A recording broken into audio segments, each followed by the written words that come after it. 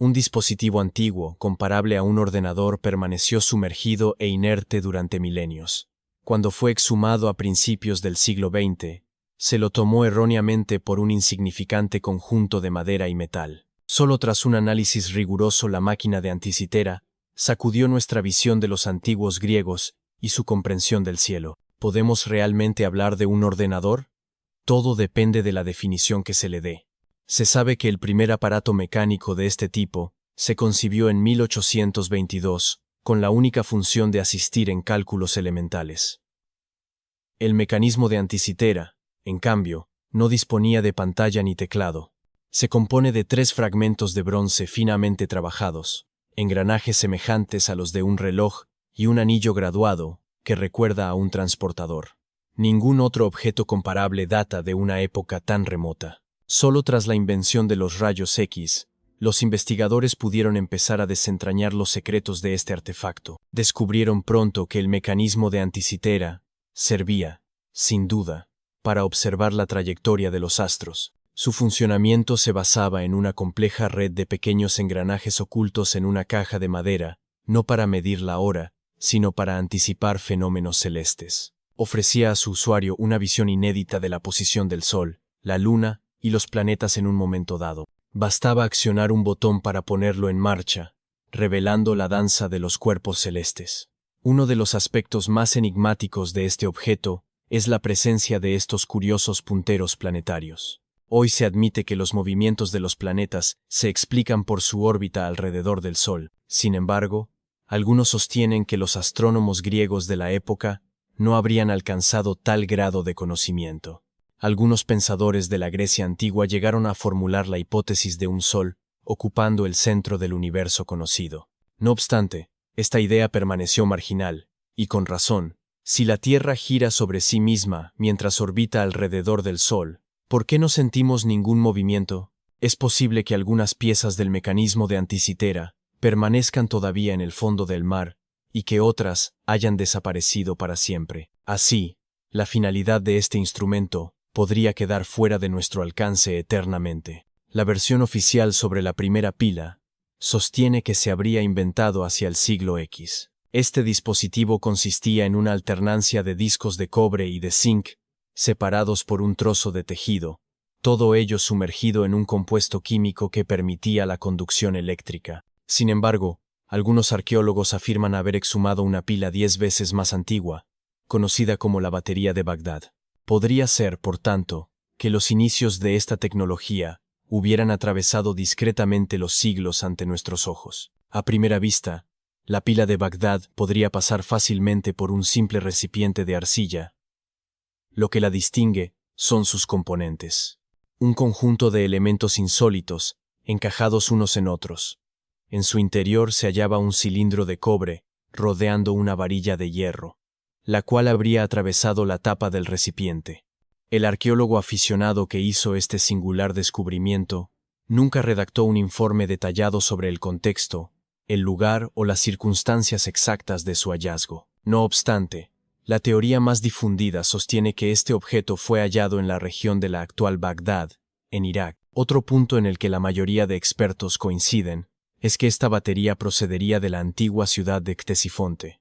Su antigüedad, sin embargo, sigue siendo incierta. Algunos estiman que data de más de 2000 años, otros le atribuyen apenas 14 siglos. Incluso según esta estimación más reciente, precede con mucho a la invención oficial de la pila eléctrica, que apenas tiene unos cientos de años. En ausencia de cualquier archivo sobre el artefacto, es posible que nunca descubramos su verdadera función. Pero entonces, ¿de dónde proviene la hipótesis de que se trataría de una batería? Esta interpretación se basa en la presencia de dos metales con potenciales electroquímicos distintos, un principio fundamental en el funcionamiento de las pilas. También se hallaron indicios que sugieren que este recipiente contenía en su momento una solución iónica que actuaba como electrolito, el elemento esencial para el transporte de corriente eléctrica en cualquier batería. El análisis de las huellas de corrosión en el recipiente sugiere que pudo contener un líquido semejante al vinagre. Incluso admitiendo que fuera una pila arcaica, solo habría producido una débil corriente, 1 voltio como mucho. Las civilizaciones antiguas no disponían de televisores ni de electrodomésticos. Entonces, ¿por qué habrían necesitado baterías? Han surgido numerosas teorías. A lo largo de los siglos, diversas culturas experimentaron las propiedades curativas de la electricidad.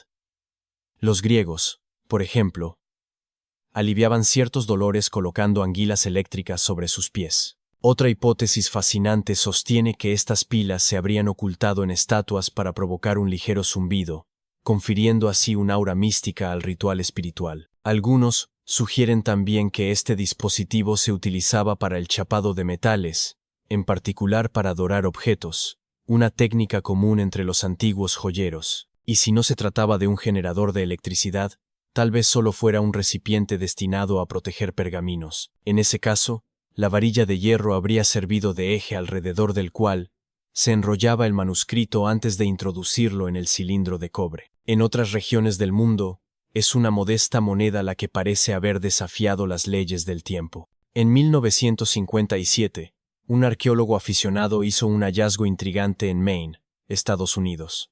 Un fragmento metálico, que al principio tomó por una simple moneda inglesa del siglo XVII, no fue sino 2 décadas más tarde, en 1978, cuando una revista local decidió publicar un artículo titulado ¿Fueron los ingleses los primeros en descubrir América?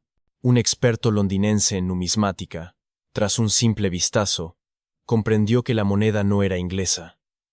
Según él, se trataba de un penique escandinavo de finales del siglo XI. Pero, ¿cómo habría podido llegar una moneda vikinga a Maine? Un especialista noruego, que examinó la pieza de cerca en el Museo Estatal de Maine, confirmó su autenticidad. El misterio sigue sin resolverse sobre cómo llegó hasta allí. Algunos piensan que fue pasando de mano en mano a lo largo de rutas comerciales hasta alcanzar las costas norteamericanas. Otros mencionan la posibilidad de un asentamiento vikingo, antiguo aún desconocido, pero algunos escépticos señalan zonas oscuras. El hombre que encontró la moneda mantenía relaciones que podrían haberle permitido adquirir un penique noruego por medios poco claros. Cabe recordar también que en aquella época circulaban numerosos fraudes relacionados con los vikingos. Sin embargo, la idea de que los navegantes nórdicos exploraron América no es nueva. Las sagas islandesas lo mencionan desde hace mucho tiempo. Fue solo tras el descubrimiento de un yacimiento arqueológico en Terranova cuando esta hipótesis empezó a tomarse en serio. Dicho esto, este hallazgo no permite aún certificar la autenticidad de la famosa moneda. La ciudad tejana de Rockwall es célebre por su escena musical y su ambiente acogedor y familiar. No obstante, toma su nombre de una extraña formación geológica todavía envuelta en misterio. Bajo el suelo de esta ciudad, se extiende un conjunto de rocas duras apiladas de forma tan regular que recuerdan una imponente muralla mineral. Desde hace más de 150 años, esta estructura enigmática intriga y alimenta las especulaciones. ¿Se trata de un vestigio dejado por una civilización antigua? ¿Testimonio olvidado de su saber hacer? ¿O bien es un fenómeno natural, pacientemente modelado por las fuerzas telúricas?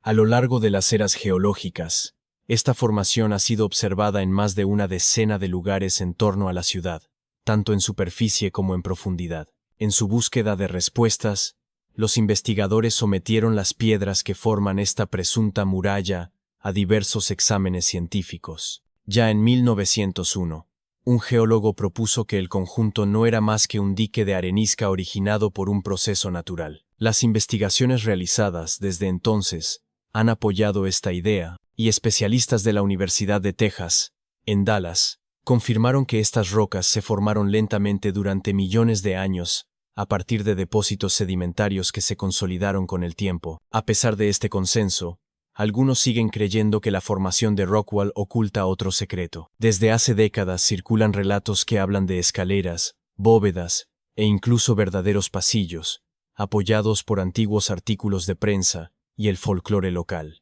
Se afirma haber distinguido extraños grabados allí, mientras que otros dicen haber descubierto, incrustados en la roca, misteriosos fragmentos metálicos.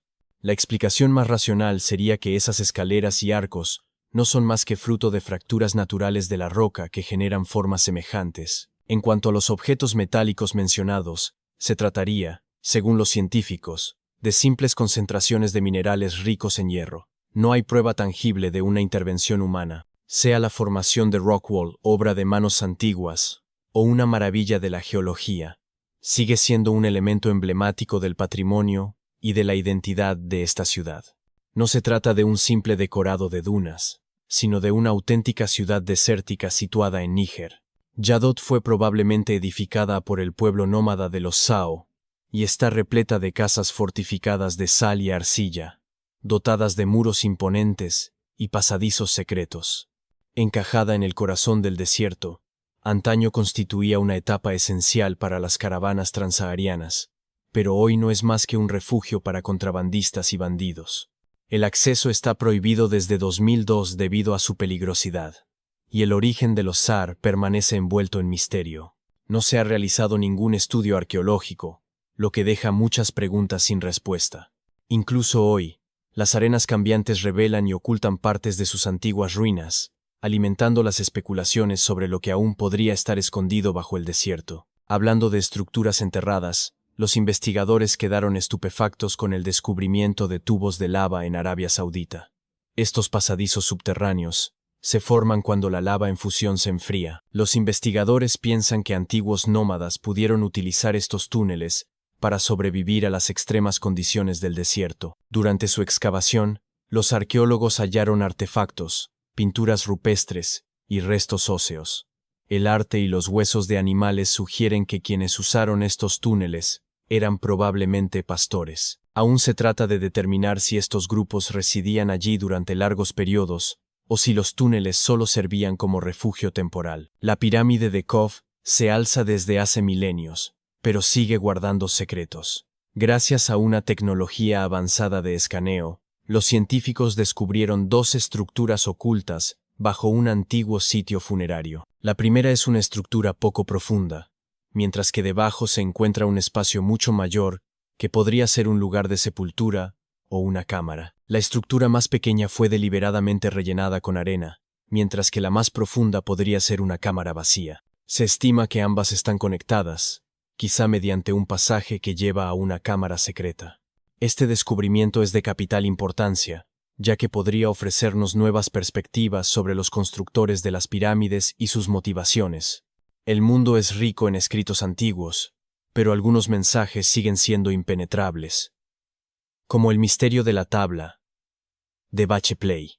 Esta enigmática piedra extraída de un lago en Georgia está cubierta de símbolos que nadie logra descifrar. A pesar de los avances tecnológicos, los expertos permanecen totalmente desconcertados. Esta tabla, del tamaño de un libro, tiene 60 símbolos grabados cuidadosamente en su superficie, pero 39 de ellos no corresponden a ninguna lengua conocida. Algunos símbolos se parecen a los de civilizaciones antiguas del Medio Oriente, la India y Egipto, pero ninguno es perfectamente idéntico. Para complicar aún más las cosas, parte de la tabla está rota, dejando un fragmento irremediablemente perdido. Para descartar cualquier engaño, los científicos examinaron minuciosamente la tabla, confirmaron que está hecha de basalto bacular, una roca local de gran dureza. Quienquiera que tallara estos símbolos debía poseer una gran destreza. Basándose en descubrimientos arqueológicos similares, los especialistas estiman que la tabla podría datar del final de la Edad del Bronce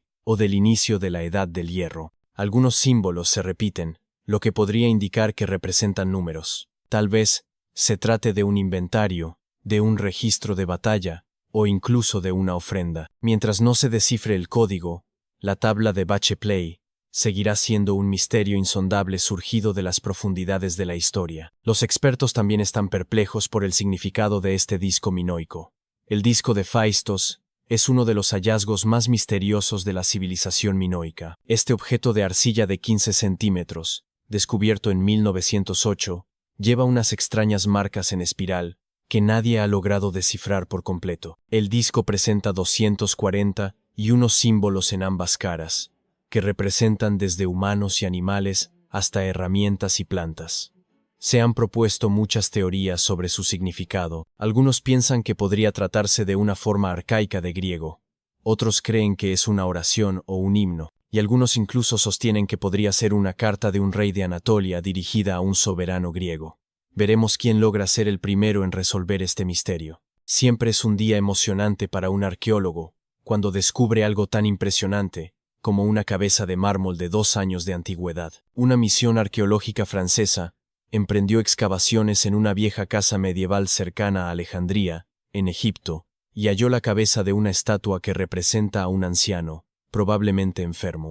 Esta estatua data de la última dinastía egipcia antes de la anexión de Egipto por el Imperio Romano, y el lugar de su descubrimiento está relacionado con figuras históricas como Cleopatra y Marco Antonio. Para los arqueólogos, incluso los hallazgos más pequeños en este sitio tienen gran importancia. Seguramente habrás oído hablar de Lucy, el Australopithecus, un antepasado temprano de los humanos.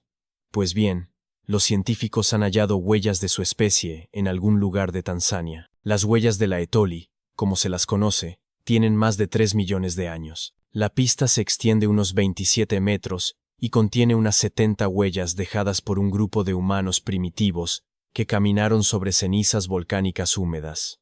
Lo fascinante es que estos primeros humanos ya caminaban erguidos, como nosotros, sin estar encorvados como los simios. La poca distancia entre las huellas muestra que probablemente tenían piernas más cortas y un paso más reducido que el nuestro. En un antiguo templo egipcio, los arqueólogos descubrieron un santuario de apariencia banal, un lugar dedicado al halcón y a 2 divinidades. Una de ellas tenía cabeza de halcón, mientras que la otra portaba una corona adornada con un disco solar y cuernos de vaca. Pero el hallazgo más intrigante fue una inscripción que decía: «Es inapropiado hervir una cabeza aquí».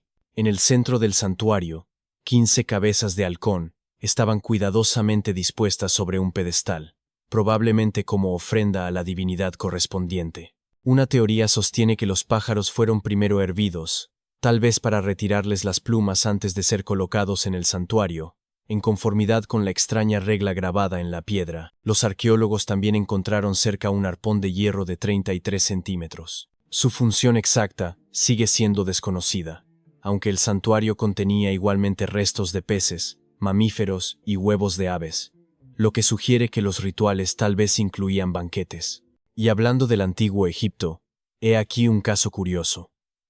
Los científicos le dieron el nombre de la diosa egipcia de la maternidad, la música y el canto. Esta estatua de madera expuesta en el Museo Metropolitano de Arte de Nueva York se consideraba un simple objeto decorativo, hasta que un secreto sorprendente fue revelado. Al utilizar una máquina de rayos X, los expertos descubrieron un mecanismo interno con poleas y ejes que conectaban su hombro con su pierna izquierda. Cuando se activa, el sistema permite que su mano suba y baje, una auténtica proeza de ingeniería con más de 3 años de antigüedad. La estatua fue elaborada durante el Imperio Medio Egipcio, hacia el 1800 a.C., y a menudo se la compara con los autómatas del siglo X, debido a su diseño avanzado. Es probable que la estatua se utilizara durante ceremonias religiosas, simbolizando el papel de Horus en las artes. Sus rasgos están finamente pintados y realzados con láminas de oro, lo que sugiere que los egipcios poseían un conocimiento temprano de la automatización y la ingeniería mecánica. La función de la estatua podría estar relacionada con rituales en los templos, donde la música y la danza ocupaban un lugar central en los cultos. Un descubrimiento inesperado tuvo lugar en el norte de Kuwait, donde un equipo polaco-kuwaití desenterró una misteriosa estatua de 7.5 años de antigüedad. La estatua presenta un cráneo alargado, sin boca, ojos estrechos y nariz aplastada. Se la denomina figurilla ofidia, nombre derivado del griego para serpiente, y se cree que fue fabricada por la cultura Obaid, una civilización famosa por su habilidad en la alfarería. Aunque el papel exacto de esta extraña estatua sigue siendo desconocido, es posible que estuviera vinculada a rituales o prácticas simbólicas. Algunos científicos piensan que estas figurillas, halladas en casas o en lugares de sepultura, estaban asociadas a creencias culturales importantes. No podríamos hablar de los misterios no resueltos de este mundo sin mencionar estos cráneos alargados. En el desierto peruano, los investigadores descubrieron 5 esqueletos antiguos, 2 de los cuales presentaban cráneos alargados artificialmente. Aunque la deformación craneal fue común en diversas culturas, estos cráneos no tienen una explicación clara. Las leyendas locales mencionan a los gentiles, una misteriosa raza desterrada bajo tierra por los dioses. Algunos afirman que estos cráneos pertenecieron a aquella raza, otros piensan que se trata de una anomalía genética, teoría respaldada por el hallazgo de un cráneo de un lactante demasiado grande para haber sido modificado artificialmente. Extensiones infinitas de arenas doradas, cadenas montañosas sin un solo árbol y un solo abrasador sobre la cabeza. Y, contra todo pronóstico, en este paisaje desértico, aparece un pequeño grupo de personas visiblemente eufóricas. Su entusiasmo es comparable al que sentirías al ganar la lotería. Acababan de descubrir una tumba antigua, antaño sumergida, y con paredes gravemente dañadas. Sin embargo, lo que hallaron allí confirma que se trataba, efectivamente, de la tumba de uno de los faraones más enigmáticos del antiguo Egipto. Los arqueólogos la habían buscado durante décadas sin sospechar que contenía vestigios tan valiosos. Avancemos en el tiempo. Tras un exhaustivo examen del sitio, las autoridades egipcias oficializaron finalmente el descubrimiento de la tumba del rey Tutmosis II. Se trataba de la última sepultura que faltaba de la 18 dinastía egipcia, que se extendió del 1550 al 1292 a.C. Era, además, la primera sepultura real exhumada desde el hallazgo de la tumba de Tutankamón en 1922, es decir, más de un siglo antes. Un equipo conjunto de arqueólogos egipcios y británicos descubrió esta tumba,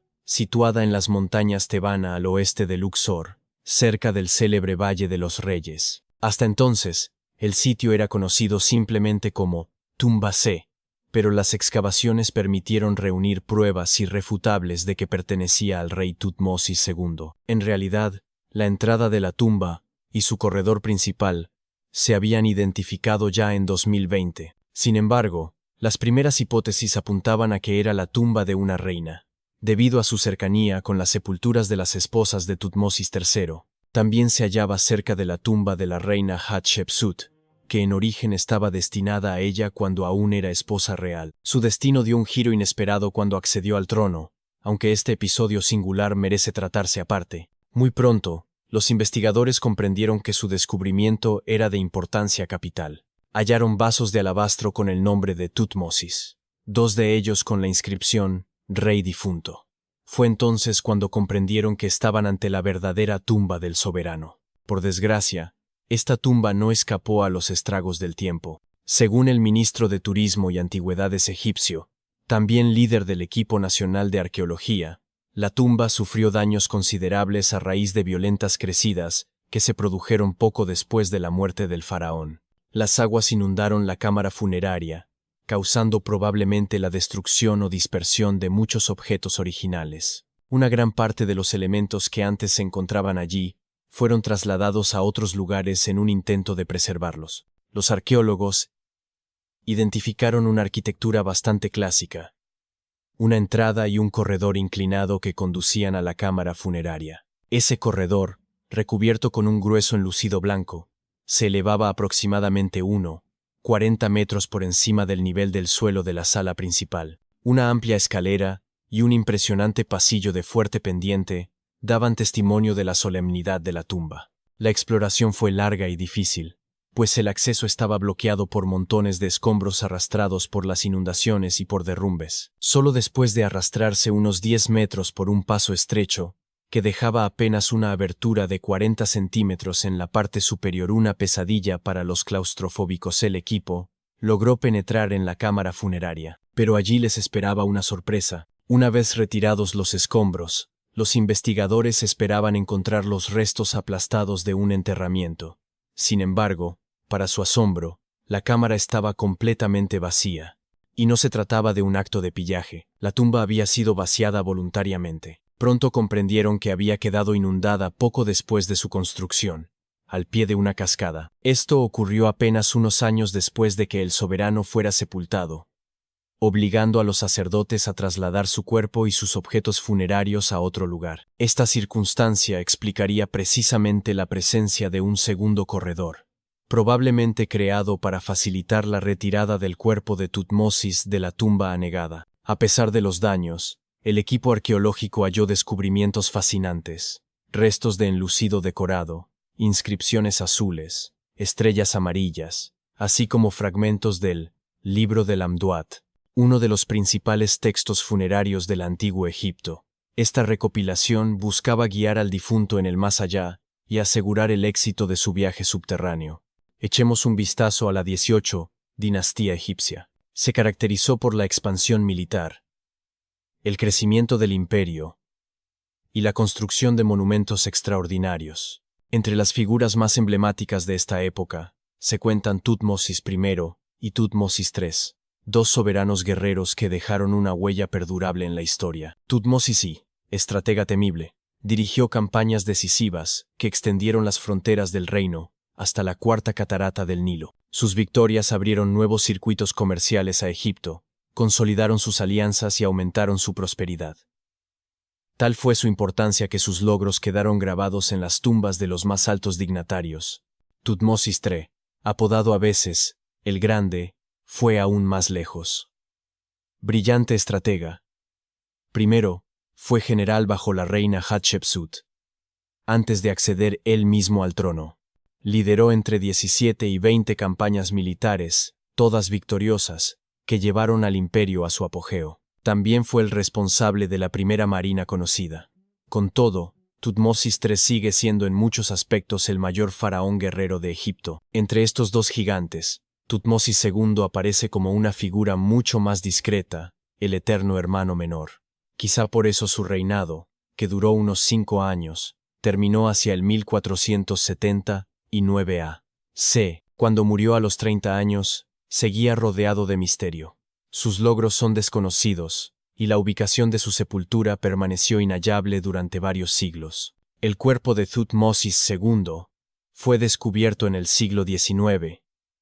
Reposaba sencillamente en el templo funerario de Deir el-Bahari, oculto en una cámara secreta donde los sacerdotes solían esconder las momias reales mucho tiempo después del saqueo de sus tumbas originales. En otras palabras, esto significa que, en algún momento, su cuerpo fue trasladado allí para protegerlo. Durante su vida, Tutmosis II desempeñó al menos un papel decisivo en la historia egipcia. Se casó con su hermanastra Hatshepsut. Este matrimonio, en apariencia anodino, permitió a ella convertirse en la faraona más grande de Egipto tras su muerte. El reverso de la historia. Hatshepsut apartó del trono durante décadas a su hijastro Tutmosis III. Una vez en el poder, él hizo borrar su nombre por rencor.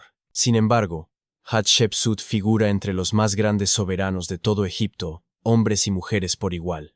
Enriqueció considerablemente el reino, tanto en lo económico como en lo artístico. Organizó una gran expedición comercial al misterioso país de Punt, de donde trajo oro, ébano e incienso. Deseosa de dejar huella, mandó erigir monumentos grandiosos, varios de los cuales aún se conservan hoy en Karnak. Hizo alzar imponentes obeliscos, uno de los cuales sigue en pie. También hizo construir el templo de Deir el-Bahari, con sus innumerables columnas, donde luego fue enterrada. Un dato llamativo. Hatshepsut fue representada en el arte como un hombre, con musculatura y barba postiza, siguiendo las convenciones reservadas al faraón.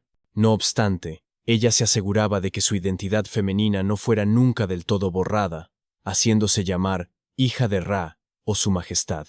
A su muerte, en el 58 a.C., Egipto no volvería a tener una soberana tan poderosa hasta la llegada de Cleopatra, unos 14 siglos después. Según el secretario general del Consejo Supremo de Antigüedades Egipcias, el nombre de Hatshepsut figura efectivamente en la tumba de Tutmosis II, lo que hace pensar que ella misma supervisó los funerales de su esposo. En cuanto a su lugar de descanso final, Hatshepsut yace en el célebre Valle de los Reyes, mientras que la momia de Tutmosis II se expone hoy en el Museo Nacional de la Civilización Egipcia, junto a otros soberanos. Así, los visitantes tienen la rara ocasión de contemplar los restos de un faraón que durante mucho tiempo cayó en el olvido. El hallazgo de esta tumba se considera uno de los más importantes de los últimos años. Los objetos exhumados en el lugar aportan valiosa información sobre la historia de la región y sobre el reinado de Tutmosis II. Aunque la arquitectura de la tumba es relativamente sobria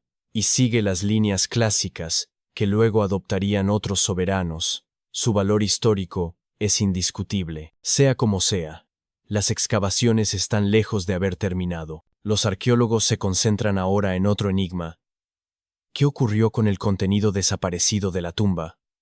El equipo está decidido a proseguir las investigaciones. Quizá descubran todavía otros secretos enterrados desde hace milenios bajo las arenas de Egipto. El 30 de octubre del año 1759, los habitantes de Oriente Medio se despertaron sobresaltados por un terremoto. Grietas aparecieron en los muros de sus casas. Los techos comenzaron a derrumbarse. La gente salió corriendo y se reunió en zonas despejadas. Pero, debido a las fuertes sacudidas, seguían perdiendo el equilibrio y cayendo. Un mes después, otro terremoto se produjo, aún más intenso. Árboles se partieron, casas se vinieron abajo, profundas fisuras se abrieron en el suelo. La catástrofe duró 2 minutos. Oasis, caminos y ciudades quedaron destruidos.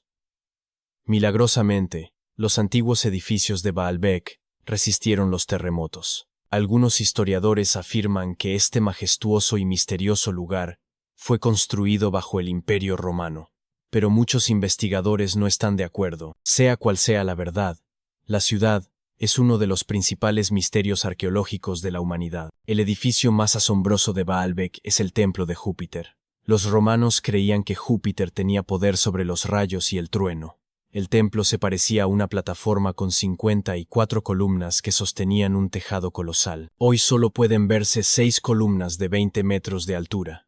Cada una está formada por 3 secciones y se asemeja a un gigantesco lápiz. Las minas de estos lápices se fabricaron con plomo, lo que hizo que las columnas fueran excepcionalmente sólidas. Cada uno de estos bloques de piedra pesaba la increíble suma de 80 toneladas, el peso equivalente a 35 vehículos todoterreno. Aquí tienes el bloque más grande de la Gran Pirámide de Giza, pero comparado con los bloques de Baalbek, no parece tan impresionante. Las cimentaciones bajo el templo de Júpiter se conservaron, y así los especialistas descubrieron que estaban formadas por unas 25 piedras monolíticas que pesaban cada una 450 toneladas. Esto significa que los bloques de Baalbek pesan casi 4 veces más que los bloques egipcios. Hay otros 3 enormes bloques de caliza en las bases, que pesan cada uno 800 toneladas, más del doble que un avión Boeing 747. Los antiguos constructores debieron de tener serias dificultades para tallar semejantes colosos de piedra, y, después de eso, todavía tenían que arrastrarlos hasta el lugar de construcción y elevarlos a gran altura. Repetir esa logística sería hoy una pesadilla para cualquier empresa constructora. Para lograr semejante cantidad de trabajo, haría falta equipamiento moderno. Pero los constructores de Baalbek no tenían grúas ni electricidad. ¿Cómo consiguieron hacerlo? Los científicos tienen una teoría que incluye cuerdas, cabrestantes y sistemas de palancas. Naturalmente, los ingenieros de entonces fabricaron todos estos artilugios en madera. A unos 900 metros de las ruinas del complejo del templo hay una cantera. Los arqueólogos suponen que allí se extrajeron las piedras de construcción. Allí se encontró un bloque de caliza que parecía demasiado grande, incluso para este lugar increíble. El monolito fue bautizado la Piedra del Sur. Medía 20 metros de largo por 4 de ancho. Los antiguos constructores no llegaron a separarlo del lecho de roca. Un grupo de científicos austríacos estimó que este bloque pesaba más de 1 toneladas, el equivalente a 3 aviones Boeing o 160 elefantes africanos. Otra sorpresa aguardaba a los arqueólogos cerca de la Piedra del Sur, un segundo monolito que pesaba más de 1.2 toneladas. Pero los constructores antiguos no se detuvieron allí. Continuaron trabajando. En 2014, en la misma cantera, arqueólogos alemanes desenterraron un bloque que pesaba 1.65 toneladas. Nadie ha comprendido aún por qué necesitaron un bloque de piedra que pesaba tanto como 125 autobuses escolares. Tampoco se sabe cómo pensaban desplazar semejante coloso, ni por qué abandonaron la obra. Sea como sea, este tercer monolito es el mayor bloque de piedra trabajado de la historia de la humanidad. Hasta ahora hay más preguntas que respuestas. Algunos investigadores piensan que los antiguos constructores contaban con tecnologías avanzadas. Otros no lo creen, pero ansían comprender cómo consiguieron mover aquellas piedras. En el mundo hay un gran número de edificios y artefactos antiguos. muchos siguen dejando perplejos a los investigadores. Cerca de la pirámide de Giza, en Egipto, los arqueólogos descubrieron una red de túneles. Este lugar se llama el Serapeum. Contiene 24 sarcófagos que pesan entre 70 y 100 toneladas. Las cajas gigantes fueron talladas en un solo bloque de granito y cubiertas con pesadas tapas. Los sarcófagos son perfectamente simétricos. Al tacto, sus superficies son tan lisas como el vidrio. Incluso con nuestro nivel actual de tecnología, lograr algo así resulta muy difícil, pero los antiguos egipcios consiguieron esta proeza. La copa de Licurgo es un artefacto de valor incalculable y un ejemplo de nanotecnología antigua. Está hecha de un vidrio que puede cambiar de color. Si colocas una luz tenue frente a la copa, se vuelve verde. Si la luz está detrás, adquiere un color rojo oscuro. En este caso, la figura del rey griego Licurgo se torna de un violeta pálido. Los científicos no comprendieron cómo funcionaba este cambio de color hasta finales del siglo XX. Gracias al microscopio, detectaron nanopartículas de plata, oro y cobre que habían sido añadidas a la matriz del vidrio. Por este motivo, puede observarse el fenómeno del cambio de color, llamado dicroísmo. Lo interesante es que el oro y la plata se trituraron hasta convertirse en un polvo extremadamente fino, algo casi imposible de conseguir por accidente. Muy probablemente, los antiguos expertos sabían perfectamente lo que estaban haciendo. En Bolivia se encuentra un lugar curioso llamado Pumapunku. Parece que antiguos gigantes jugaron allí con un enorme juego de construcción y que, al terminar, olvidaron devolver las piezas a su sitio. Pero no había gigantes antes más que ahora. Estos enormes bloques de piedra simplemente fueron tallados por antiguos constructores hace más de 1.5 años. Algunas piedras pesan 100 toneladas. Los bloques fueron trasladados a una altitud de casi 3.9 metros desde una cantera ubicada a 95 kilómetros del lugar. En esta zona no hay bosques, lo que significa que los constructores no pudieron utilizar árboles para fabricar rodillos de madera. El monumento pertenece a la civilización inca. Sin embargo, los científicos están seguros de que los incas no construyeron originalmente este complejo. En 1992, los habitantes de un pueblo chino decidieron drenar un estanque que sus ancestros habían usado durante siglos para lavar ropa y pescar. Bombearon el agua sin descanso durante 17 días. Al fondo del depósito, hicieron un hallazgo inesperado. Los aldeanos vieron la entrada de una cueva, que descendía hasta una profundidad de 30 metros. Este increíble descubrimiento fue bautizado como las cuevas de Longyu. Sus constructores desconocidos excavaron galerías de 30 metros cuadrados. Dentro hay habitaciones separadas, puentes, estanques y columnas que sostienen el techo. Las paredes de la cueva están cubiertas de extrañas líneas y motivos esculpidos. Los científicos no han hallado información sobre quiénes excavaron estas cuevas ni por qué lo hicieron. La tecnología de construcción también sigue siendo un misterio. Antonio Stradivari vivió en Italia en el siglo XVIII. Fabricaba instrumentos musicales. Más de 600 de sus obras han sobrevivido hasta hoy, de las cuales 500 son violines. Uno de estos instrumentos se vendió en una subasta por $16 millones. Los violines fabricados por este maestro tienen un sonido claro y profundo. Los investigadores no logran comprender por qué los instrumentos Stradivarius producen un timbre tan único. Tal vez se deba al barniz que el maestro usaba para recubrirlos. Quizá la respuesta también se encuentre en la madera de la que están hechos. En esa época, Europa vivía un clima frío, lo que hizo que la madera se volviera más densa. Como resultado, los instrumentos fabricados con ella producían un sonido especialmente agradable al oído. En la ciudad india de Delhi, hay una columna de 7 metros de altura.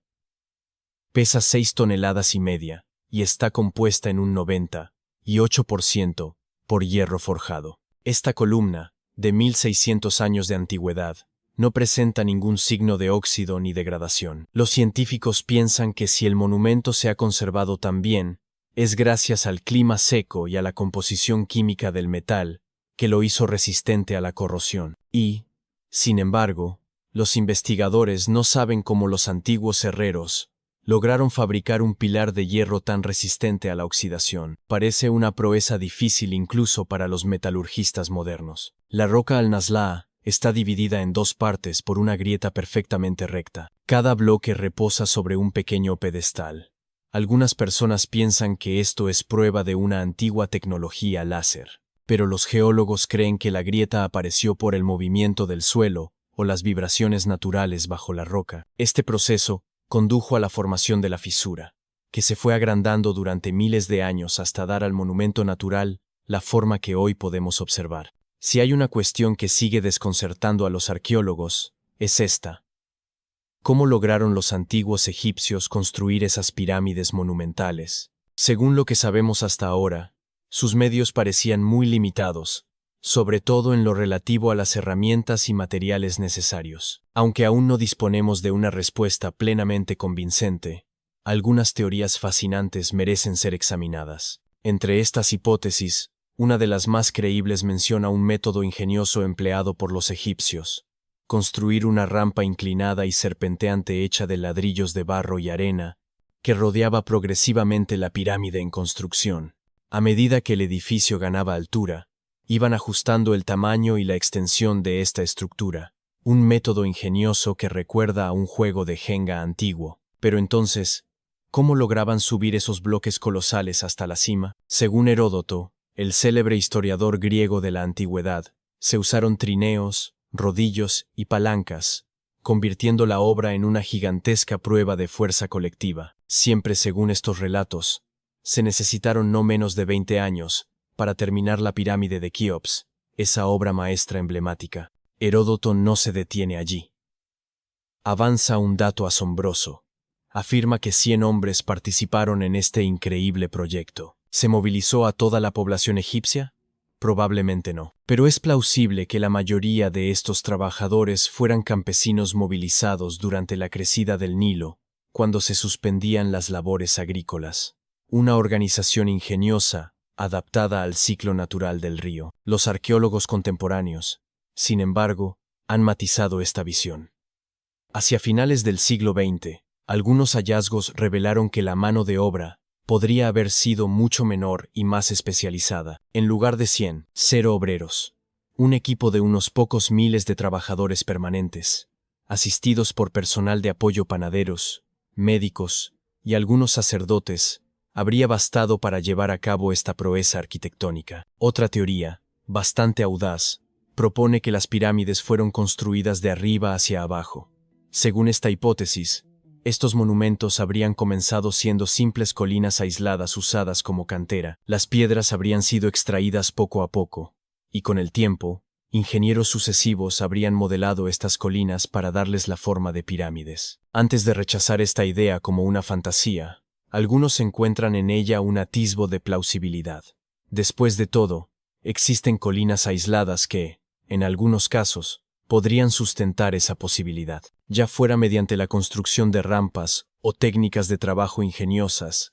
Hay algo indiscutible: estas pirámides siguen fascinando la historia y alimentando nuestra imaginación. Al hablar de los misterios del antiguo Egipto, también está ese enorme obelisco inacabado, un vestigio intrigante que suscita muchas preguntas entre los científicos. Sobre su método de labrado, algunos creen que los antiguos recurrieron a mazos manuales para realizar este trabajo colosal. Sin embargo, un especialista propone otra interpretación. Al examinar de cerca los patrones dejados por la herramienta utilizada, señala una característica intrigante: las paredes de las zanjas que rodean el obelisco muestran estrías regulares y bien alineadas, algo que parece improbable si se produjeron solo con golpes de mano. Según este experto, estas estrías horizontales son típicas de un instrumento mecánico que hace pausas regulares mientras retira material. Pero no termina ahí. Imagina una herramienta que oscila hacia adelante y atrás contra las paredes de la zanja, retirando escombros para evitar que se estreche el espacio. En ese escenario, esta herramienta habría dejado esas estrías horizontales tan características en los puntos donde ejercía presión. Parece tecnología avanzada, ¿verdad?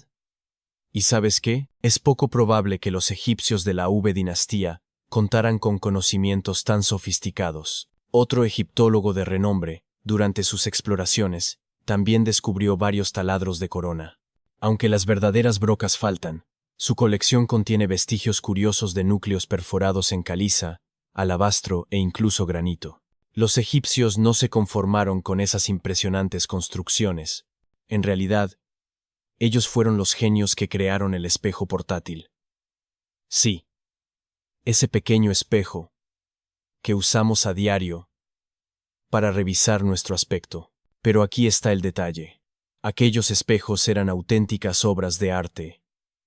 Estaban decorados con inscripciones y figuras ornamentales. Y eso no es todo. Los egipcios daban muchísima importancia a su apariencia. Comprendían el valor de la higiene personal y de cuidar su imagen en su búsqueda de un aspecto radiante. Fueron quienes inventaron los cepillos de dientes y el dentífrico. Los problemas dentales eran frecuentes en aquella época, y su sonrisa no era necesariamente de un blanco impecable. La odontología no era precisamente su especialidad, ¿sabes? Quizá tenían la mente más ocupada en construir pirámides. Dicho esto, sus antiguas recetas de pasta dental no dejaban de ser interesantes. Una de las mezclas más originales incluía sal gema, menta, pétalos de iris secos y pimienta. Algunos dentistas actuales se atrevieron a probar esta fórmula y, para su sorpresa, resultó bastante eficaz. Otra receta utilizaba ceniza molida para preparar una pasta limpiadora, pero la falta de menta dejaba bastante que desear en cuanto a frescura. Fue entonces cuando los egipcios tuvieron la brillante idea de inventar los primeros caramelos para el aliento. Fabricaron pastillas con especias calientes, como la canela, mezcladas con miel. Pasemos ahora al arte de la decoración interior al estilo egipcio. Ellos elevaron verdaderamente la ornamentación a otro nivel. Aunque la decoración de muebles nació en Mesopotamia, los egipcios la perfeccionaron. Apostaron por una gran variedad de colores, e incluso crearon papeles de distintos gramajes. Y no olvidemos esas pequeñas alfombras auxiliares que hoy tenemos en casa. Adivina quién tuvo la idea. Así es. Los egipcios. Utilizaban la planta del papiro, extremadamente versátil, para tejer esas alfombras acogedoras. Y hablando de tendencias, los egipcios eran grandes aficionados a los adornos. Poseían toda una colección de figurillas que representaban gatos, perros y personajes humanos. Estas estatuillas se fabricaban con materiales que iban desde el barro secado al sol hasta otros más nobles, según la riqueza de cada quien. La agricultura ocupaba un lugar primordial en la sociedad egipcia, y ellos sabían bien que el agua limpia era esencial para sus cultivos y su ganado. Por eso idearon inventos y técnicas para garantizar la fertilidad de sus tierras y el bienestar de sus plantas. Tuvieron primero la brillante idea de utilizar arados tirados por bueyes. Existían dos tipos de arados, el pesado y el ligero. El arado pesado removía la tierra en profundidad, creando surcos grandes, mientras que el ligero aireaba la superficie. Pero eso no era todo. Después de arar, los egipcios rompían los terrones y sembraban las semillas. Para asegurarse de que quedaran bien enterradas, hacían pasar el ganado por encima, cerrando eficazmente los surcos. Pero todo ese trabajo sería inútil si las semillas quedaban tan secas como el desierto. Aquí entra en escena la irrigación. Los egipcios eran tan competentes en este campo que otras civilizaciones, como la griega y la romana, se vieron obligadas a adoptar sus métodos. Ahora, cambiemos de tema y sumerjámonos en la espléndida arquitectura del antiguo Egipto. Estos constructores no solo eran expertos en agricultura, también fueron maestros arquitectos. Construyeron refinados canales para llevar el agua a granjas y aldeas. Y créeme, sabían cómo embellecerlos. Imagínate paseando junto a un canal flanqueado por estructuras decorativas. El faraón Ramsés II, apodado el Grande, fue un verdadero prodigio de la construcción. Una de sus creaciones más impresionantes se encuentra en Abu Simbel. Este templo fue diseñado de tal modo que, 2 veces al año, el sol entra directamente en el edificio e ilumina la estatua del faraón. Y no olvidemos el encorbelamiento. Sin esa maravilla arquitectónica, estructuras tan impresionantes como la pirámide de Keops nunca habrían visto la luz. Los egipcios dominaron el arte de mantener en pie edificios majestuosos gracias a su genio en ingeniería y construcción. Levantaron vastas salas y santuarios interiores que aún hoy maravillan, y algunos de sus templos servían además como observatorios astronómicos. Los investigadores descubrieron antiguos artefactos cerca de la tumba de Tutankamón. Resulta que ese lugar de reposo, supuestamente reservado a la élite, en realidad se parece más a una necrópolis común que albergaba una docena de ataúdes de madera de hace unos 3.6 años. De acuerdo, quizá he exagerado un poco. Estas 11 tumbas no estaban exactamente al lado de la de Tutankamón, pero sí relativamente cerca, en las afueras de la ciudad de Luxor. Los recientes hallazgos en tumbas egipcias aportan valiosa información sobre la vida cotidiana en el antiguo Egipto, y, contra todo pronóstico, parece que los egipcios compartían muchas similitudes con nuestras civilizaciones modernas. Las mujeres, por ejemplo, lucían joyas desde tiempos inmemoriales. Los arqueólogos han exhumado un collar de notable finura, formado por 30 cuentas de amatista, 2 cuentas de ágata y un colgante, en forma de cabeza de hipopótamo, probablemente muy apreciado en su época. Los investigadores también descubrieron 2 espejos de cobre, uno con un mango tallado en forma de loto, y otro decorado con la diosa Hathor, asociada al cielo, la feminidad, la fertilidad y el amor. Estas excavaciones recientes cerca de la tumba de Tutankamón revelaron un descubrimiento sorprendente. Por primera vez en milenios, salieron a la luz restos del templo funerario de la reina Hatshepsut. Intenta repetir su nombre 10 veces rápidamente. Olvidada durante mucho tiempo, considerada la segunda mujer que reinó como faraón, esta soberana ejerció su poder con coraje y sabiduría, dejando un legado tan duradero como la piedra. Su templo, sepultado durante siglos, se ha convertido en una ventana preciosa a una época marcada por intrigas y fervor espiritual. Los arqueólogos han desenterrado más de 1 bloques de piedra ricamente decorados en los alrededores del templo funerario de Hatshepsut. Pocas mujeres lograron acceder al trono en el antiguo Egipto. Cerca de allí se halló otra tumba, que pertenecía a un mayordomo de la reina Tetisheri. La reina Hatshepsut parece haber tenido más tumbas, o mejor dicho, más cartas bajo la manga. A diferencia de las pirámides, estas tumbas fueron excavadas directamente en la roca, ilustrando un enfoque singular de la preservación del alma en el más allá. Las excavaciones permitieron recuperar objetos antiguos fascinantes, juguetes de arcilla, máscaras funerarias, escarabajos alados y algunos amuletos.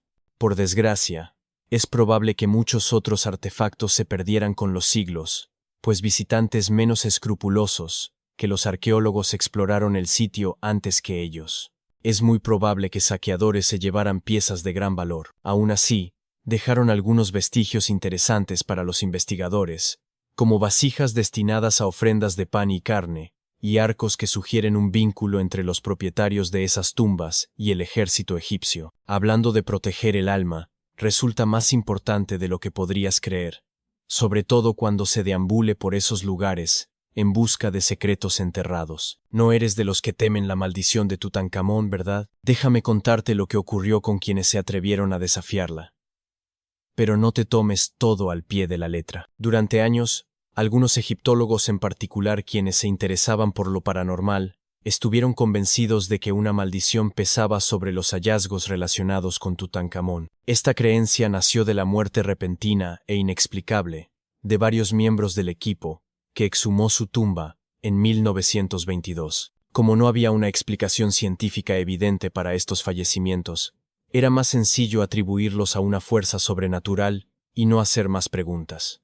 Sin embargo, parece que esta famosa maldición no era más que un mito.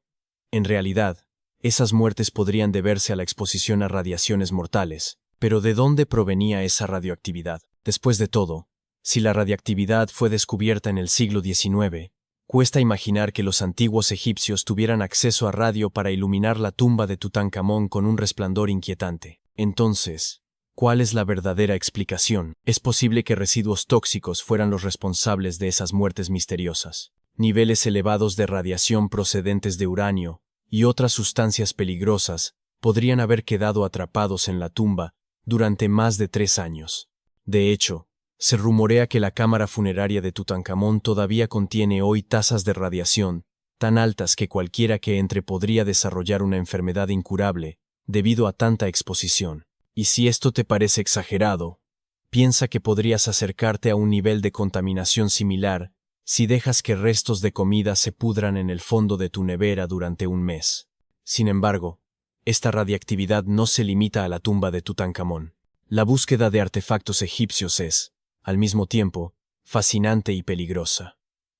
Muchas tumbas del antiguo imperio presentan niveles de radiación anormalmente elevados. Los contadores Geiger detectaron radiación en 2 sitios cercanos a las pirámides de Giza, y radón, un gas radiactivo, fue hallado en varias tumbas subterráneas de Saqqara. Es probable que los constructores de estas sepulturas fueran conscientes de estas toxinas.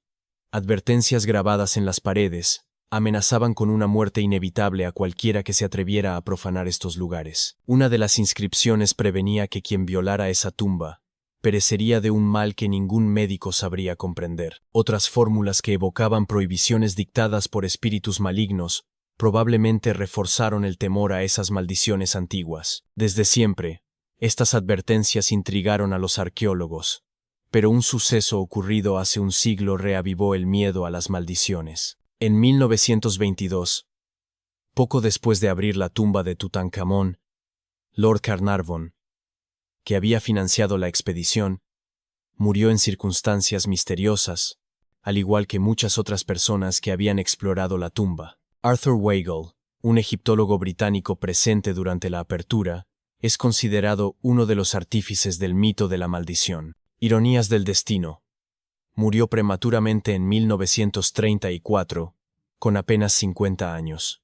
Algunos sostienen que su fallecimiento podría haber estado relacionado con una exposición prolongada a radiaciones. De las 26 personas presentes durante la apertura, 6 murieron en los 10 años siguientes.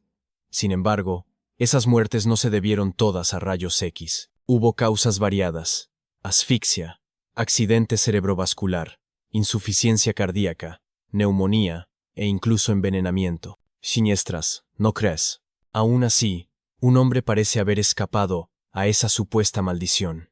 Howard Carter, el arqueólogo que dirigió las excavaciones. Para algunos, su supervivencia demostraba que la leyenda no era más que un mito. Tras su descubrimiento, Carter publicó varios libros antes de abandonar progresivamente la arqueología para dedicarse al comercio de antigüedades destinadas a museos. Sin embargo, algunos piensan que la maldición lo alcanzó de otra manera. Una persistente rumorología lo relacionaba con Evelyn, la hija de Lord Carnarvon. Se cuenta que la amaba con desesperación, pero que ella se casó con otro hombre.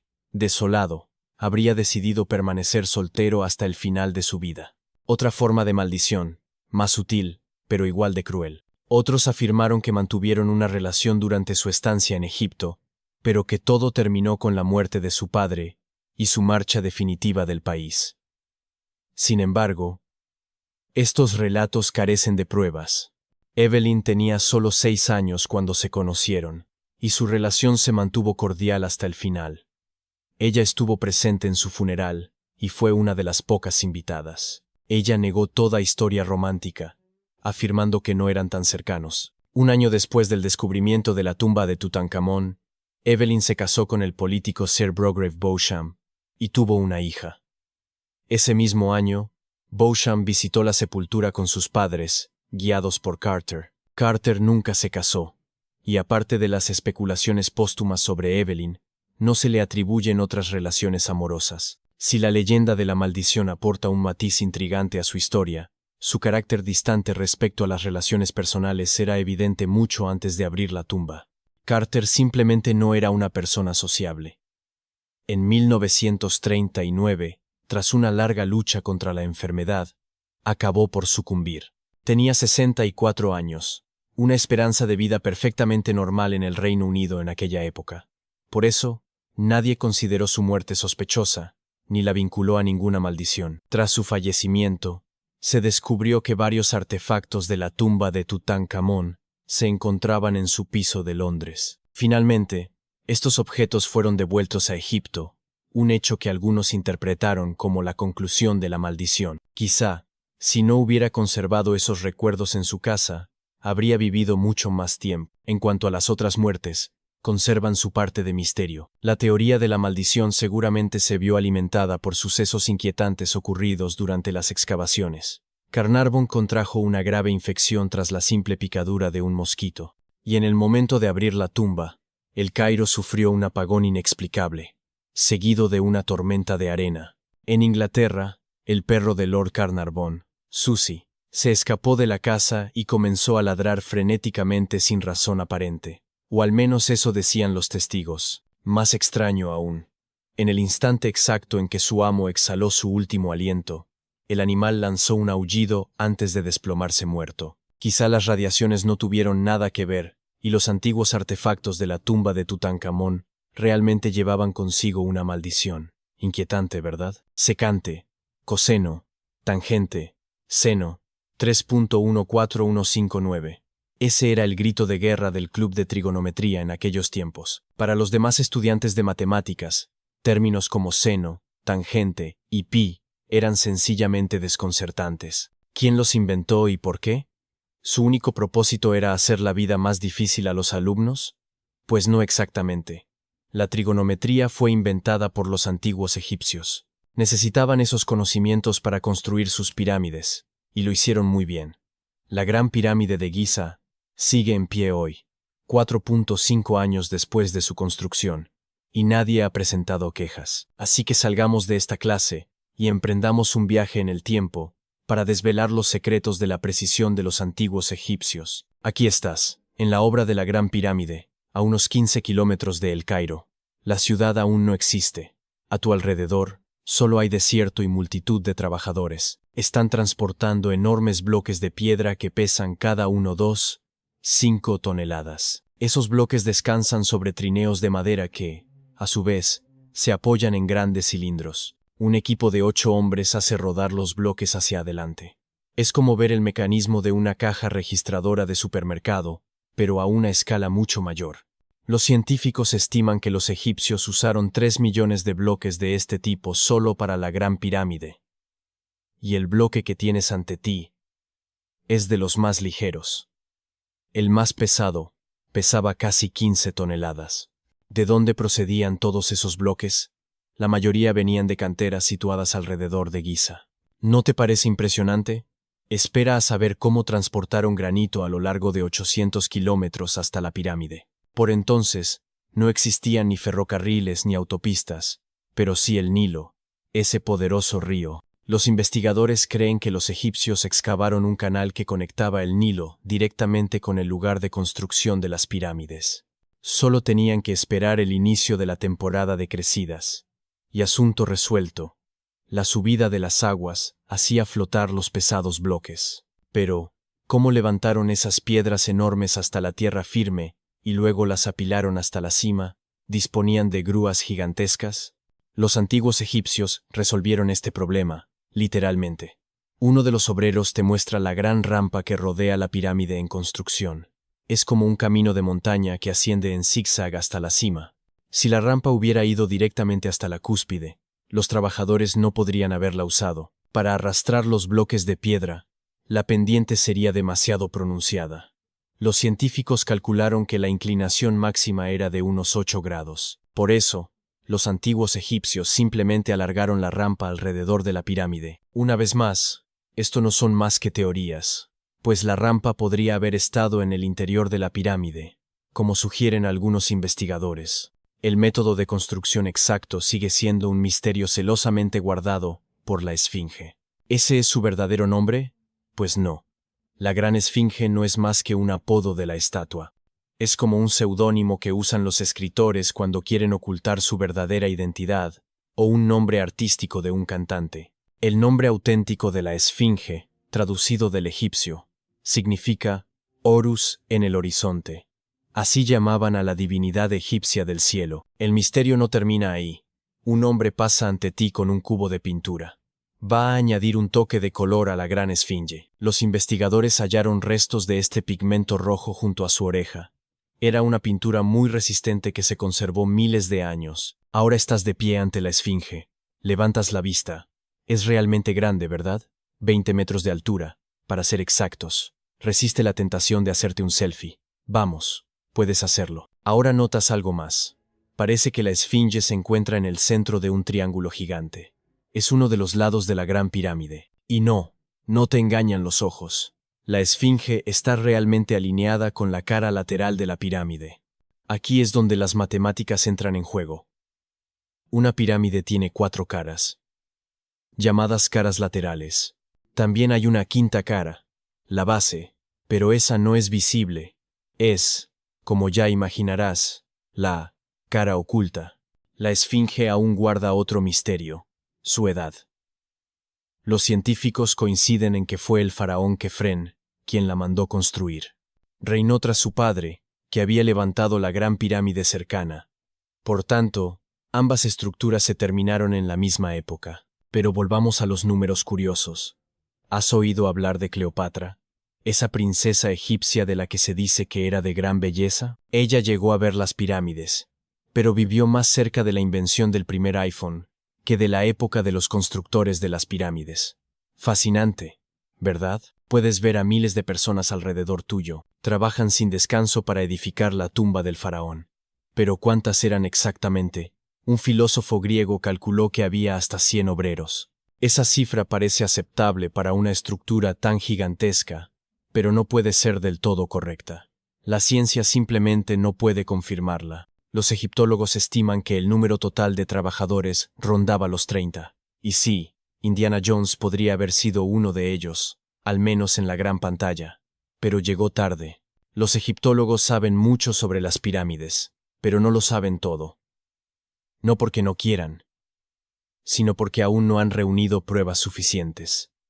Solo pueden suponer cómo fue el proceso de construcción. Primero, llegaban los ingenieros para escoger el sitio adecuado y tomar medidas. Para eso necesitaban todas esas matemáticas tan complicadas.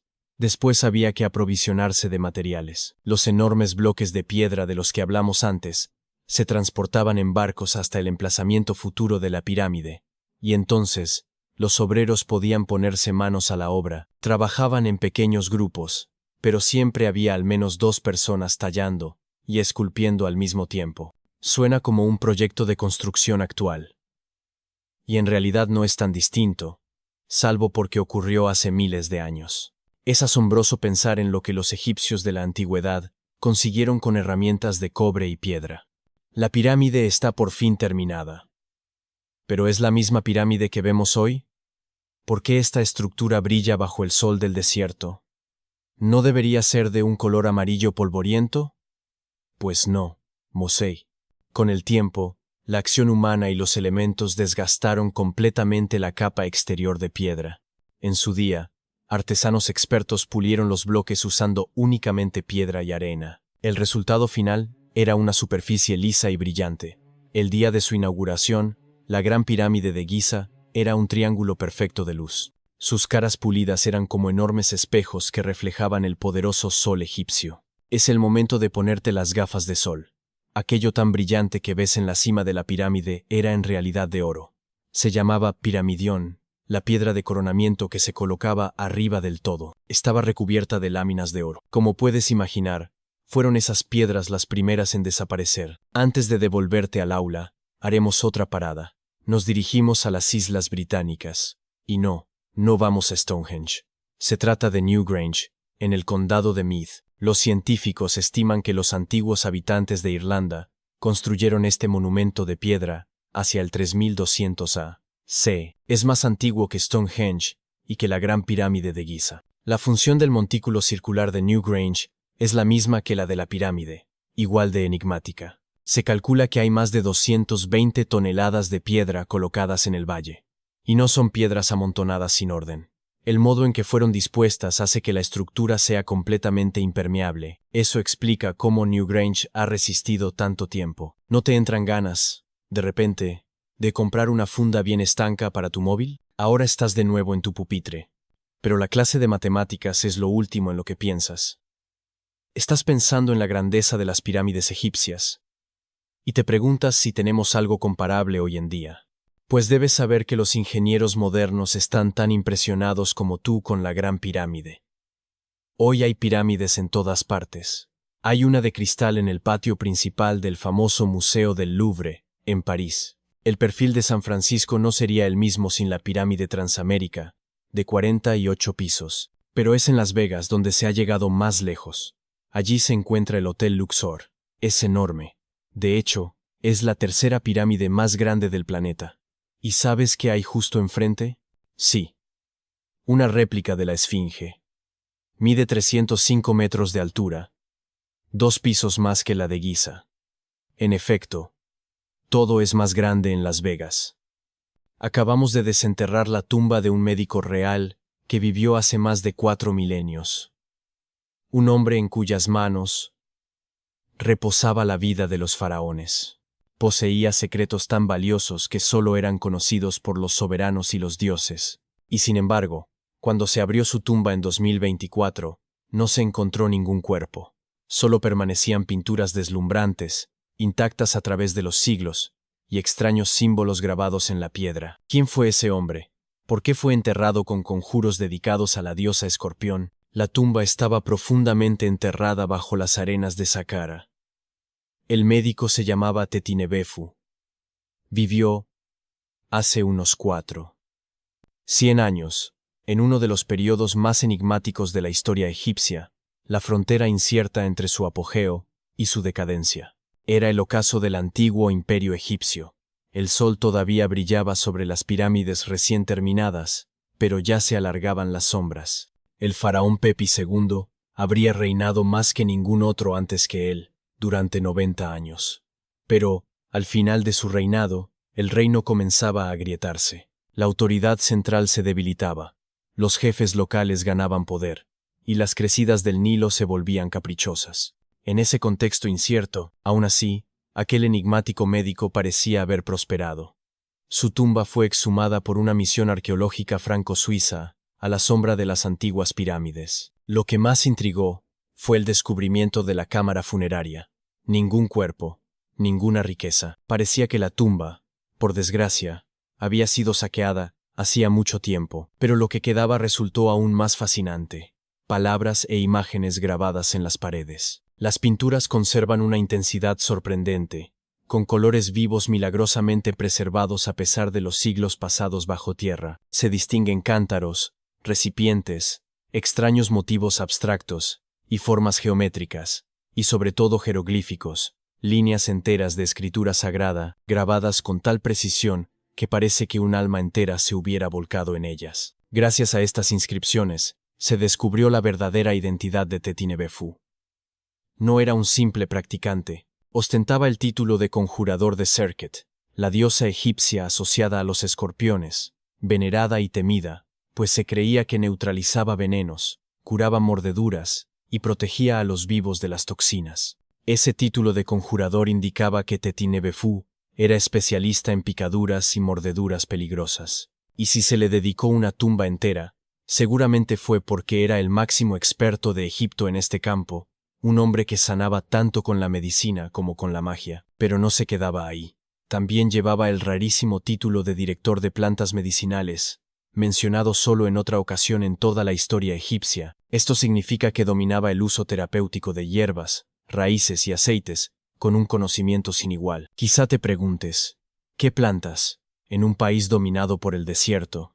Y sin embargo, los antiguos egipcios empleaban tratamientos vegetales que hoy todavía serían creíbles en algunos laboratorios. Fabricaban píldoras, ungüentos e inhaladores, eligiendo un principio activo, un aroma que facilitara la absorción y un vehículo para difundirlo por el cuerpo.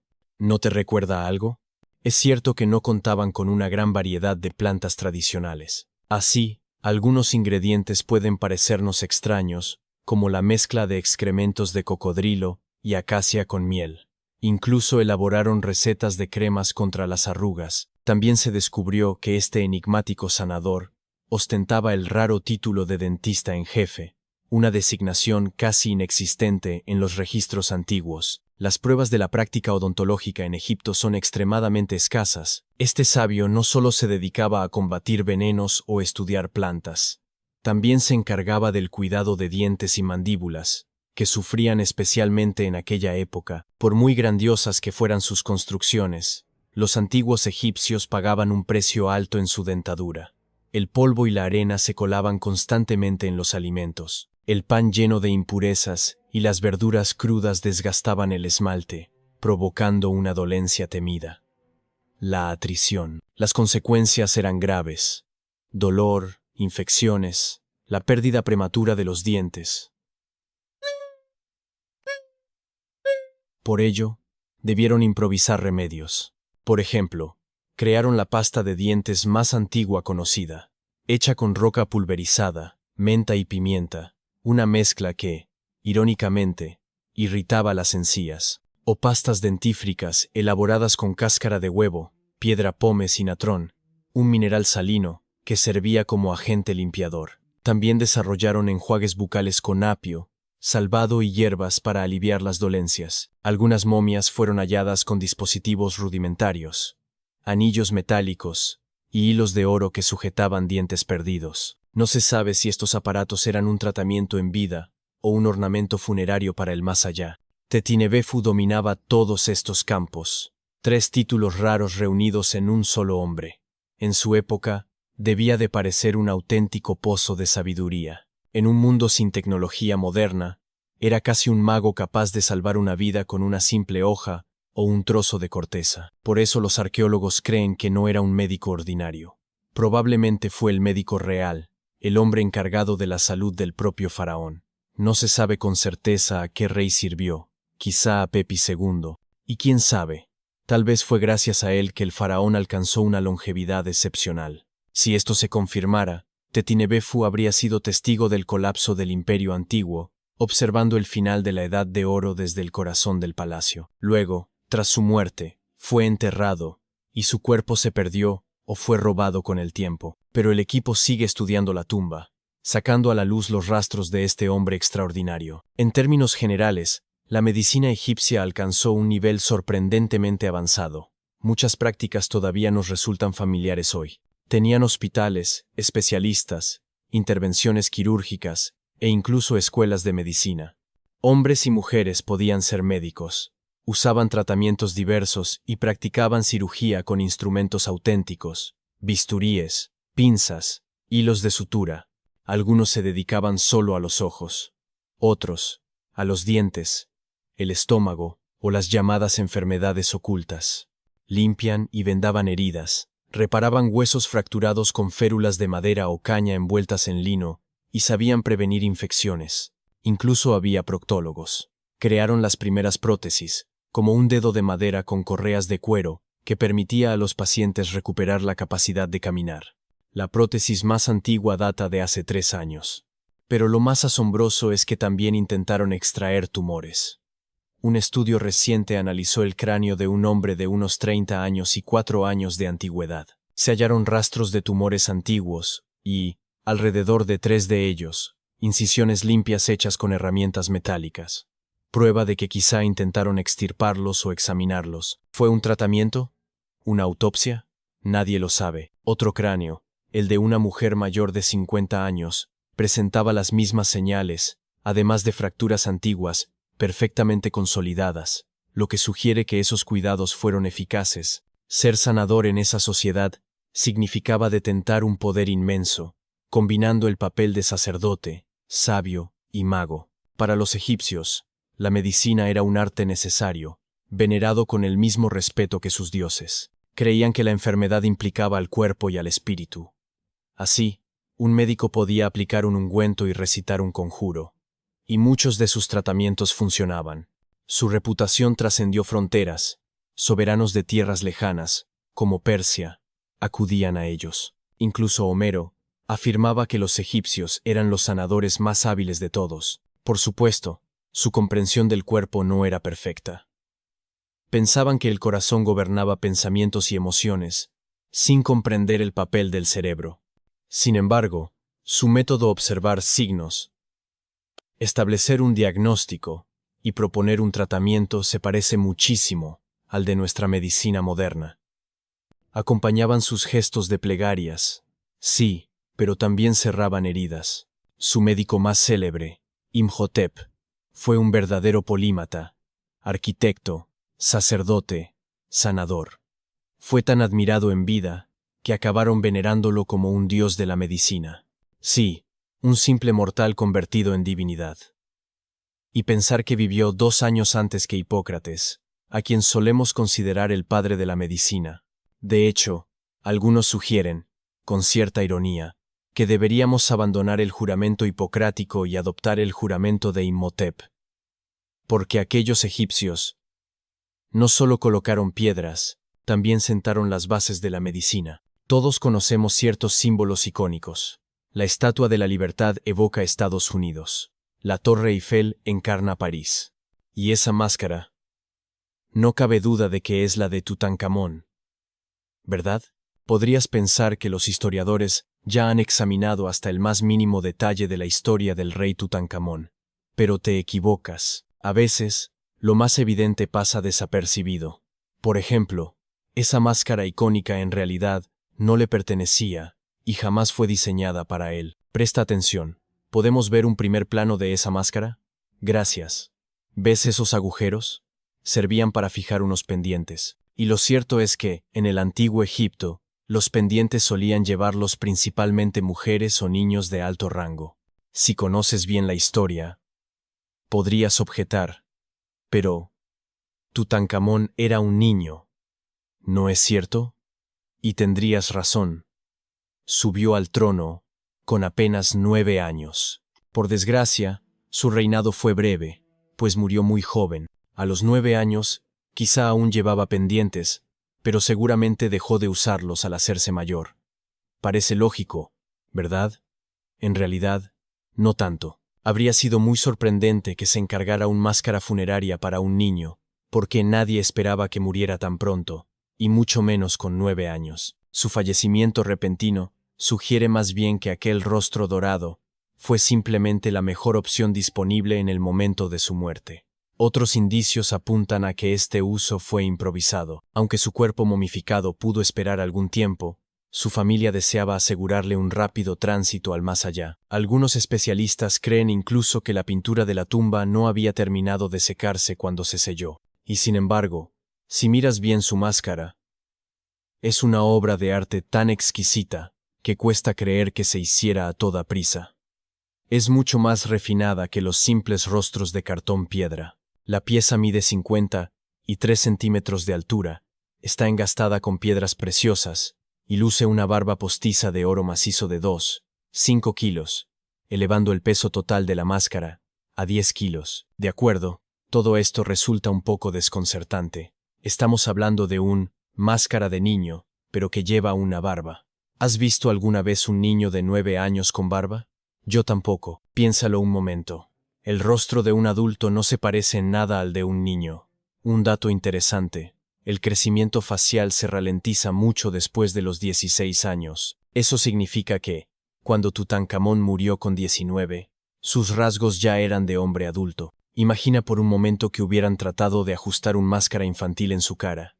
Habría sido absurdo. Nadie habría permitido semejante error. Así que podemos descartar esa hipótesis. Pasemos a la segunda posibilidad. Si recuerdas bien, algunos expertos sugieren que el máscara en realidad perteneció antes a una mujer. Aquí es donde entra la cuestión de la barba. Según ciertos análisis, esta se habría añadido después. Más intrigante aún. ¿Y si aquel máscara se fabricó en un principio para Nefertiti, antes de que ella perdiera el suyo? Si esto fuera cierto, estaríamos ante un descubrimiento doble. Por ahora, puede sonar a pura fantasía, pero exploremos esa pista con más detalle. Tutankamón murió hacia el 1323 a.C., probablemente a causa de malaria, además de otros problemas de salud, como una fractura de pierna que revela un estado físico precario. En cuanto a Nefertiti, su muerte sigue envuelta en misterio. No existe ningún documento fiable que precise ni la fecha ni el lugar de su enterramiento. Se cree que falleció hacia el 1330 a.C., pero nada impide pensar que viviera más tiempo y que la máscara fuera encargada para ella antes de que se reutilizara. O quizás simplemente se usó su máscara funeraria para Tutankamón.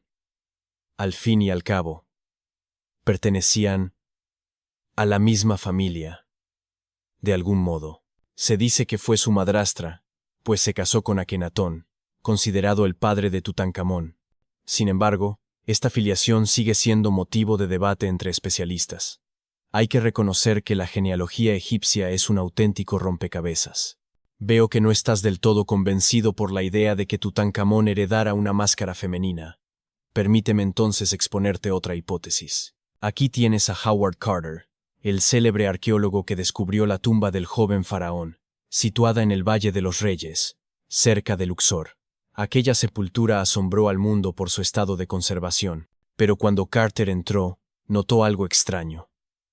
El conjunto no correspondía del todo a los criterios habituales de un faraón. Aunque refinado, aquel lugar tenía un aire peculiar que hacía pensar que había sido concebido para una mujer. Por regla general, los faraones disfrutaban de tumbas más amplias, acordes a su rango. Más inquietante aún, la orientación de las sepulturas seguía un esquema específico, el de las tumbas destinadas a las reinas egipcias. Otro detalle sospechoso: la estructura parecía haber sido adaptada por etapas, y los aproximadamente 2 objetos allí depositados parecían haber sido colocados con premura. Más raro todavía, muchos de esos artefactos parecían destinados originalmente a otros miembros de la familia real. Carter descubrió la tumba en 1922, pero su carácter extraño permaneció sin explicación durante casi un siglo, hasta que Nicholas Reeves creyó haber resuelto el enigma. Según él, el joven rey Tutankamón tal vez no fue el primer ocupante de aquella tumba. Propuso la hipótesis de que el sepulcro intacto de la reina Nefertiti podría ocultarse detrás de las paredes de la cámara funeraria del faraón. Reeves pasó meses analizando imágenes de alta resolución, estudiando cada píxel con detenimiento. Un día, se fijó en escaneos que mostraban la textura de los muros bajo las capas de pintura. Entonces creyó distinguir el contorno de 2 puertas ocultas, selladas y recubiertas de yeso para hacerlas invisibles. Cuanto más miraba, más plausible le parecía la idea. ¿Podría tratarse de una tumba dentro de otra tumba? Así formuló su hipótesis. Detrás de la pared occidental se hallaría una sala de almacenamiento secreta, y la cámara de Tutankamón no sería más que la sección más exterior de un conjunto de cámaras alineadas. La propuesta era seductora, pero, siento decepcionarte, la teoría de Reeves fue refutada. Para comprobarla, se recurrió a un radar de penetración terrestre que permite escanear estructuras invisibles. Reeves creía que los huecos en el subsuelo revelarían estancias ocultas. En 2015, un experto creyó detectar una. Sin embargo, tras comprobaciones minuciosas al año siguiente, se confirmó que no existía ningún pasadizo secreto. Nefertiti no es la única reina egipcia, cuyo lugar de enterramiento sigue siendo un misterio fascinante. Una leyenda intrigante asegura que Cleopatra dijo un día: «Ningún hombre encontrará jamás mi tumba», y puede que tuviera razón, sobre todo si consideramos que quien más ha avanzado en esa búsqueda es precisamente una mujer. Varios milenios después de la desaparición de Cleopatra, ningún hombre ha descubierto su tumba, pero la arqueóloga Kathleen Martínez cree haber desentrañado el enigma. Durante casi 20 años, ha investigado la sepultura de Cleopatra VII y recientemente ha desenterrado un busto que, según ella, representa a la famosa reina. Sin embargo, su interpretación no goza de consenso. Algunos expertos sostienen que el rostro esculpido no corresponde al de Cleopatra. Además de esta enigmática estatua de mármol, el equipo de Martínez halló 337 monedas, algunas menos controvertidas, que llevan el perfil de la reina. Sin embargo, nada ha sido confirmado oficialmente. La existencia del pequeño busto no se discute. Tallado en mármol blanco, cabe en la palma de una mano y muestra a una mujer coronada, según comunicó el Ministerio Egipcio de Turismo y Antigüedades. La gran pregunta, sin embargo, es quién representa en realidad. Martínez asegura que es una efigie de Cleopatra VII, pero muchos arqueólogos destacan que sus rasgos no coinciden y creen que podría tratarse de una princesa. Por último, desmitifiquemos un instante. Algunos piensan que la frase atribuida a Cleopatra, «Ningún hombre encontrará jamás mi tumba», está mal interpretada. Si realmente la pronunció, probablemente quería decir ninguna alma viviente, sin relación con el sexo.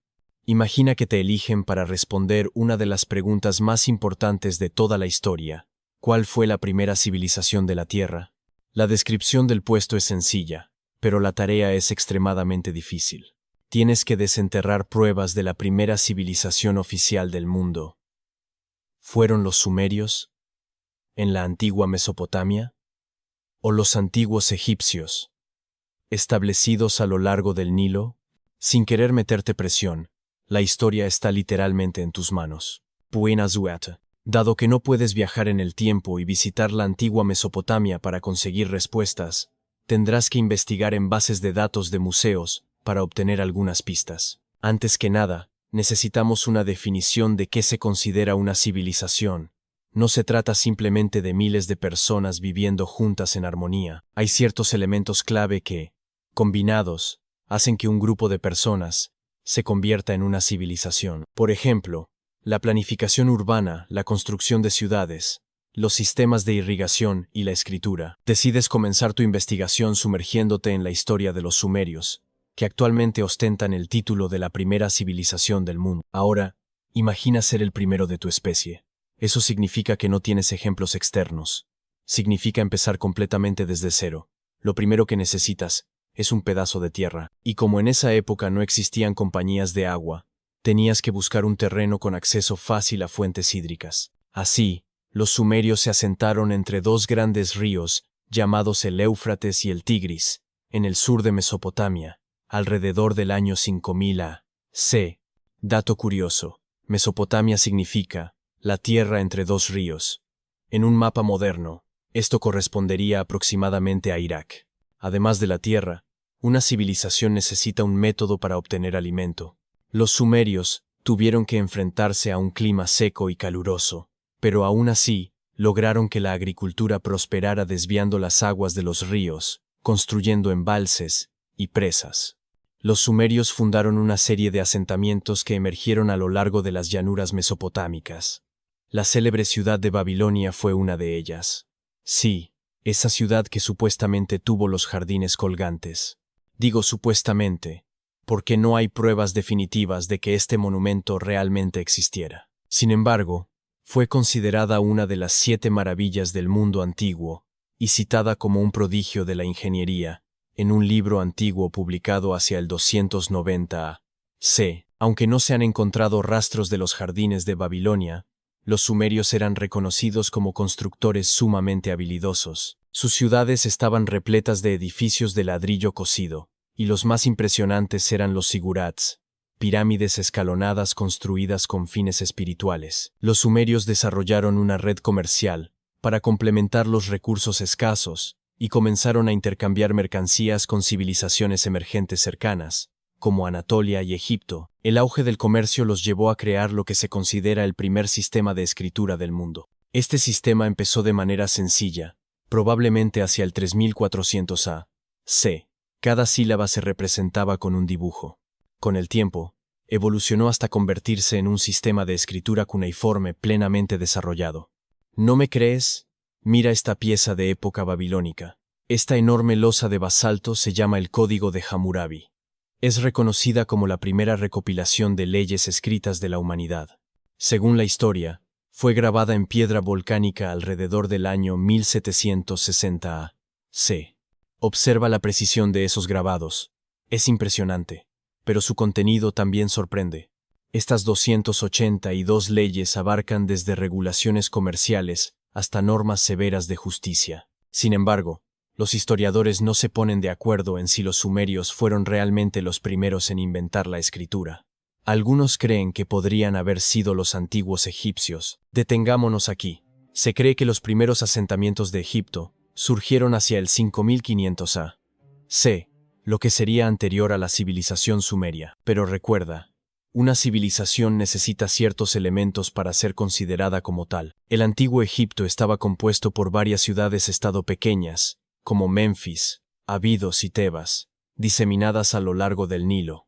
No fue sino hasta el año 3000 a.C. que Egipto se unificó bajo un solo reino, que duró como imperio casi hasta el 1000 a.C. Aunque no hay consenso al respecto, algunos expertos en egiptología creen que tal vez fueron inmigrantes sumerios quienes fundaron los primeros asentamientos egipcios.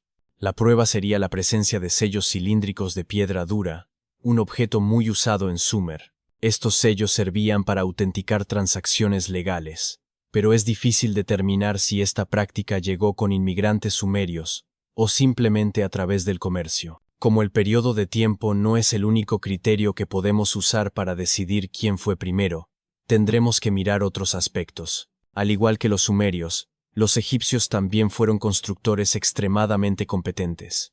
Por supuesto, construyeron las famosas pirámides de Giza y muchas otras en todo su territorio. Para perfeccionar sus técnicas, se sumergieron en el estudio de las matemáticas. Desarrollaron un nuevo sistema de medida llamado codo real, que equivalía aproximadamente a la longitud de un antebrazo. La Gran Pirámide, por ejemplo, mide 440 codos de lado. También fueron astrónomos innovadores, combinando su habilidad matemática con una observación detallada del cielo. Fueron la primera civilización en dividir el día en 24 horas y crearon un calendario solar, el primero en la historia que contaba con 365 días al año. Impresionante, ¿verdad? Sin embargo, algunos expertos dicen que la diferencia clave hay que buscarla en su sistema de escritura. La escritura jeroglífica, el primer estilo de escritura egipcio, surgió hacia el 3000 a.C.